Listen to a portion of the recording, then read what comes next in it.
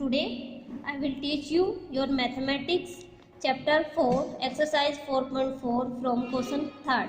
In this question first part says Irfan says that he has 7 marbles, more than 5 times the marbles Parmeet has. इस question में statement के according Irfan कहता है कि उसके पास 7 marble है, more than 5 time the marble Parmeet has, जितने marble Parmeet के पास है उसके 5 टाइम यानी 5 multiply by the number of marble Parmeet has. Parmeet के पास जो मार्बल है उसके 5 टाइम यानी 5 गुना मार्बल से 7 मार्बल ज़्यादा है। इरफान हैज़ 37 मार्बल, इरफान के पास 37 मार्बल है, तो हमें ये बताना है how many marble does Parmeet है, परमीत के पास कितने मार्बल है। सबसे पहले हम एज्यूम करते हैं number of Parmeet's marble is equal to M. यहाँ आप एक्स भी ले सकते हैं या फिर अदर अल्फ़ाबेट भी ले सकते हैं। नंबर ऑफ इरफान्स मार्बल, अब इरफान ने क्वेश्चन के अकॉर्डिंग क्या कहा है कि उसके पास परमीत के पास जो मार्बल है उससे 5 टाइम ज़्यादा मार्बल है प्लस 7, परमीत के मार्बल से 5 टाइम ज़्यादा मार्बल में अगर हम 7 ऐड कर दें तो ये टोटल वैल्यू जो है इरफान के पास जो मार्बल है उसकी वैल्यू आ जाएगी। और हमें पता है कि इरफान के पास टोटल 37 मार्बल है।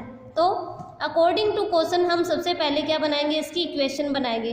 5 multiply by number of Parmeet's marble, Parmeet के मार्बल कितने हैं m, plus 7 according to question हमें 7 ऐड करना है। जब हम इस इक्वेशन को 5m प्लस 7 लिखते हैं तो उसकी वैल्यू 37 आती है, ये हमारा इक्वेशन कह रहा है। अब इस इक्वेशन को हम सोल्व करेंगे तो सबसे पहले आप 7 को RHS पार्ट में ले जाइए। जैसे ही 7 RHS पार्ट में जाएगा इसका सिंबल चेंज हो जाएगा, प्लस से माइनस में कन्वर्ट हो जाएगा। 5m is equal to 37 minus 7, 37 में से 7 को सब्ट्रैक्ट किया तो 5m की वैल्यू आ जाएगी 30। अब 5m के मल्टीप्लाई में है, 5 को आप RHS पार्ट में भेज दीजिए तो m की वैल्यू आ जाएगी 30 divide by 5 is equal to 6। Now अगर हमें इस इक्वेशन को वेरीफाई करना है तो आप m की वैल्यू यहाँ 6 रख के अपनी इक्वेशन का आंसर की वेरिफिकेशन कर सकते हैं। 5 मल्टीप्लाई बाय m की वैल्यू है 6, 5 मल्टीप्लाई 6 यानी 5 6 30, 30 plus 7 is equal to 37। It means हमारा आंसर जो है वो राइट है। नेक्स्ट पार्ट में देखिए, Lakshmi's father is 49 year old, Lakshmi के फादर की एज है 49 year. He is 4 year older than 3 time Lakshmi's age, वो लक्ष्मी की एज के 3 टाइम यानी लक्ष्मी की एज को हम 3 टाइम्स 3 से मल्टीप्लाई कर दे उससे 4 ईयर बड़े हैं। तो हमें लक्ष्मी की एज पता करनी है।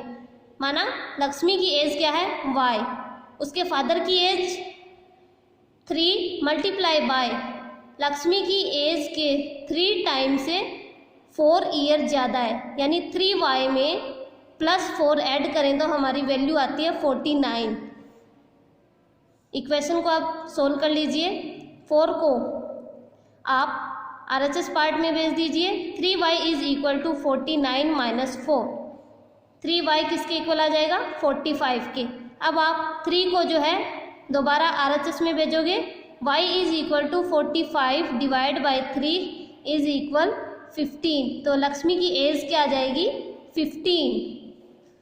15 को आप इक्वेशन में रख के भी दोबारा अपनी आंसर को वेरीफाई कर सकते हैं। 3 मल्टीप्लाई 15, 15 3 ज़ा 45 प्लस 4 49, इट मीन्स हमारा आंसर क्या है राइट है।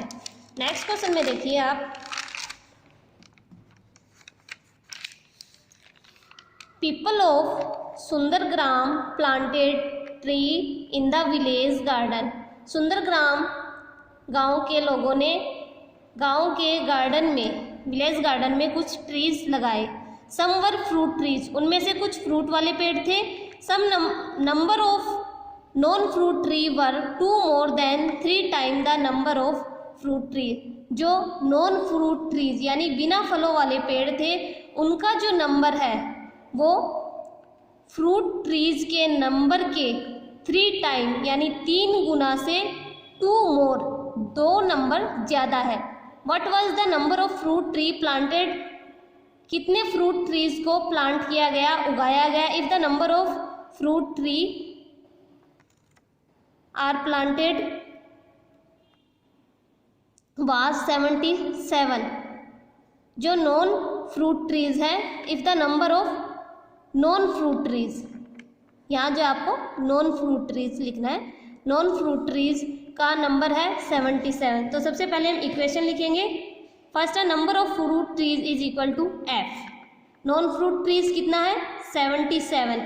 इक्वेशन में लिखना है कि हमारे जो नॉन फ्रूट ट्रीज वो क्या है, फ्रूट ट्रीज के थ्राइस टाइम 3 टाइम मल्टीप्लाई में अगर हम 2 नंबर और ऐड कर दे तो नॉन फ्रूट ट्रीज की वैल्यू आ जाएगी। ये हमारी इक्वेशन हो गई।